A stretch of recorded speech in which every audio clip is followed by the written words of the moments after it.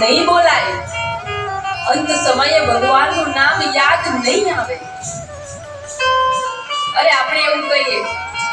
કે કથા ચાલુ હોય ને તો ઘરના વૃદ્ધો જાય, ભગવાનની કથા સાંભળવી નહીં બોલાય, અંત સમયે ભગવાન નું નામ યાદ નહીં આવે। અરે આપણે એવું કહીએ